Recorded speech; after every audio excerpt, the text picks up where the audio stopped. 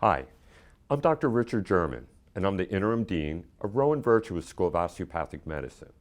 I'd like to welcome you to the videocast series where I'll be highlighting various thought leaders that contribute to the mission of moving our medical school forward.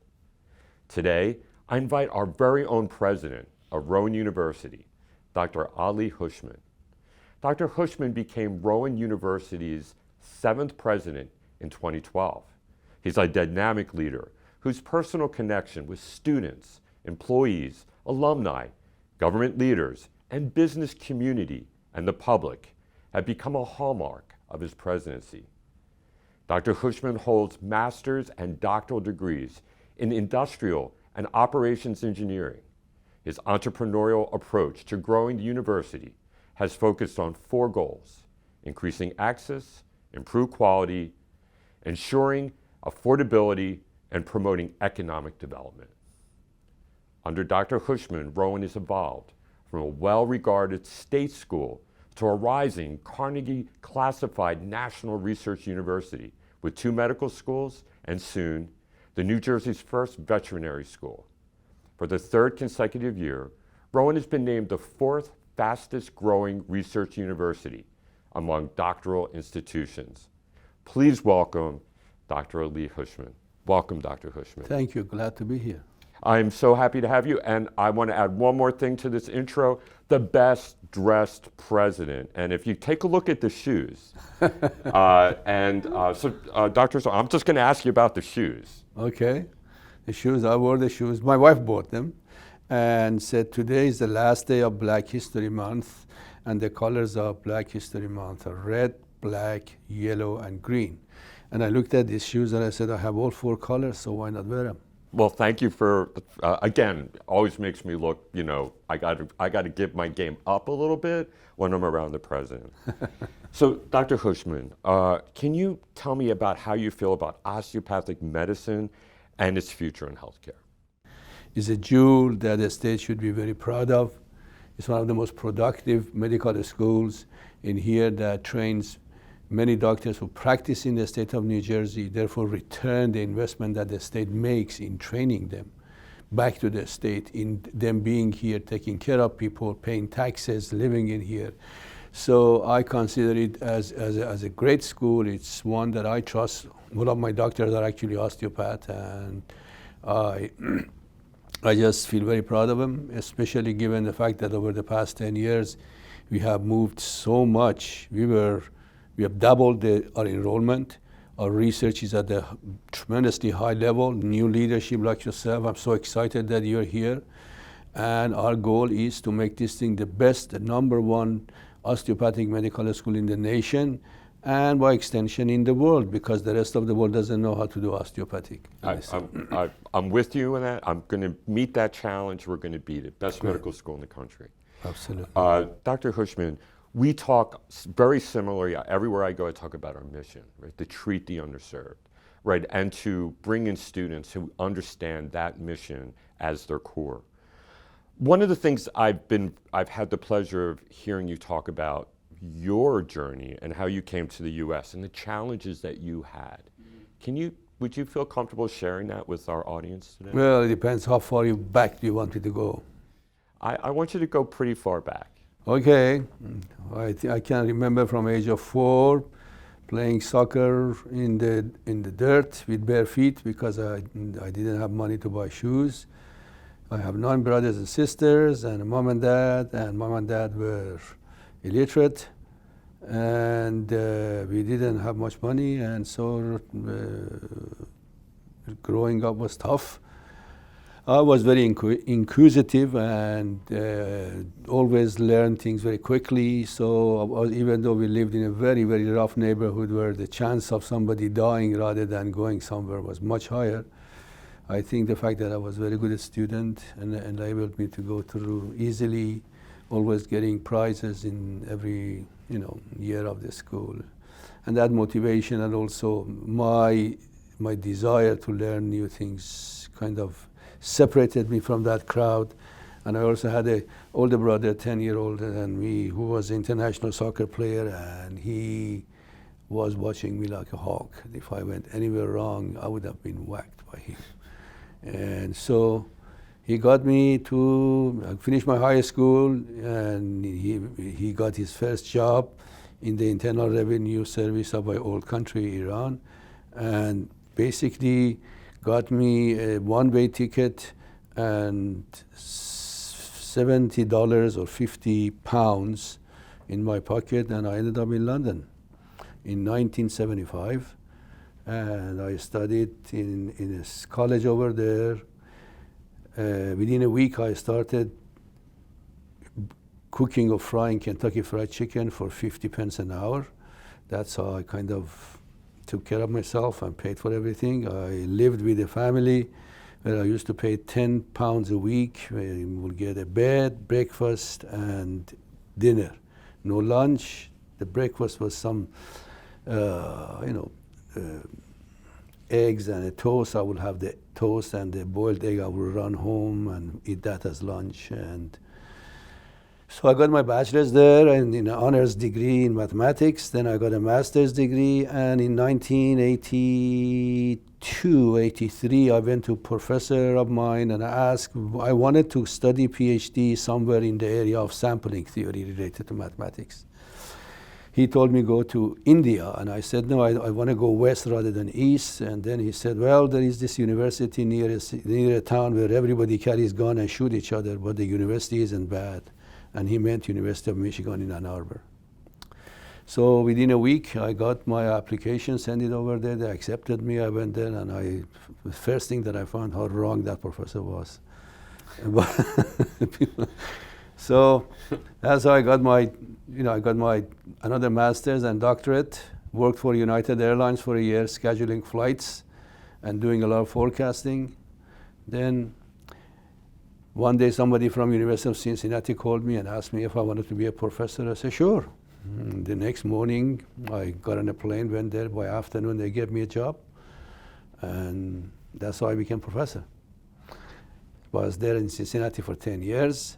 Then I moved to Drexel University as an administrator for 6 years.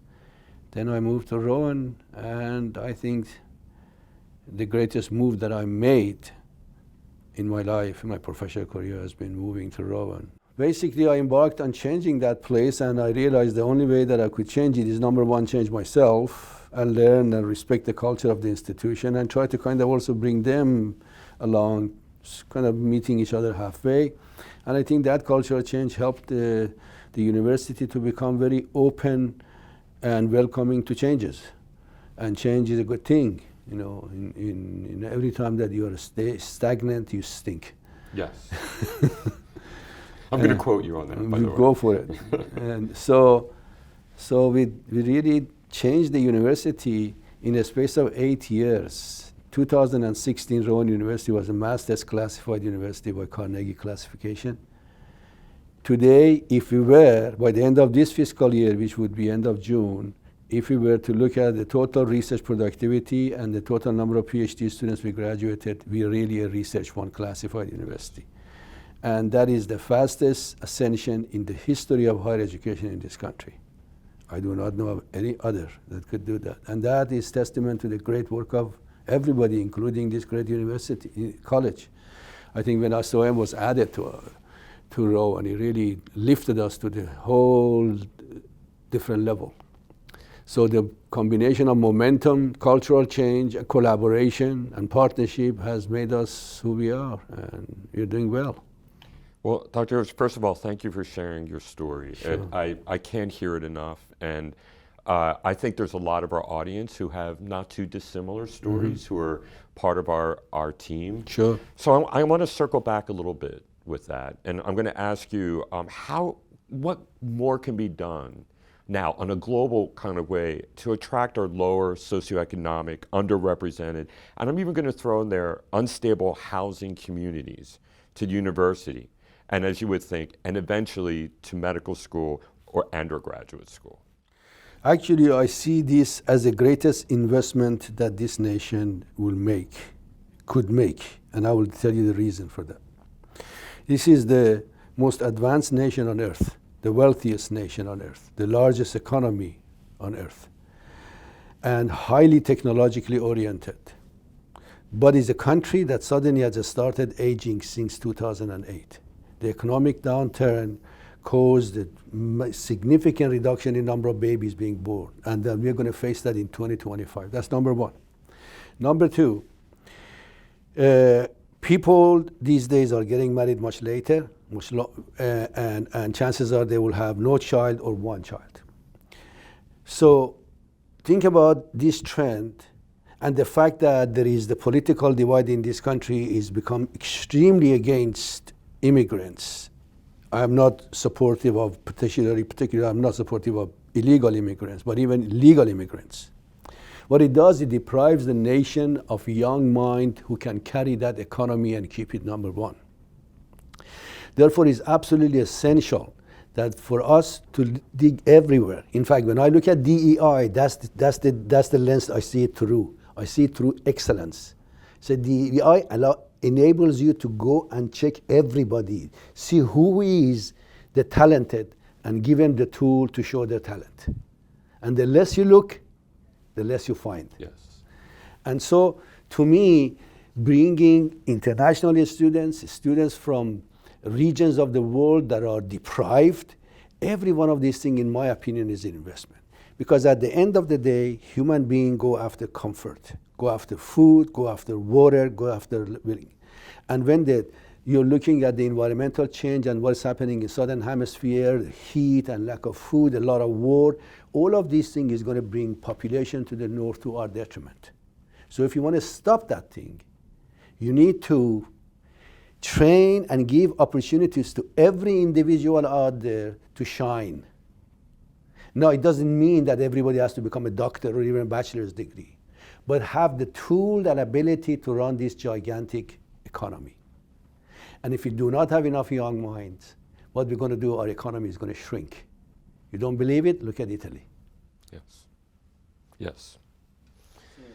You know, Dr. Houshmand, it's, you know, you motivate me, I want to say, as one of your deans. And I'll tell our audience, you know, you think well in advance, I think, of so many other things. And one of the things you created here, and I know it's part of your heart, is your farm. Mm-hmm. And I was very happy we were able to actually write a grant together. Sure. And we were able to get some more funding, you know, to kind of get food. To your point, people want food, you know, and we have food deserts right here on this campus, throughout the country.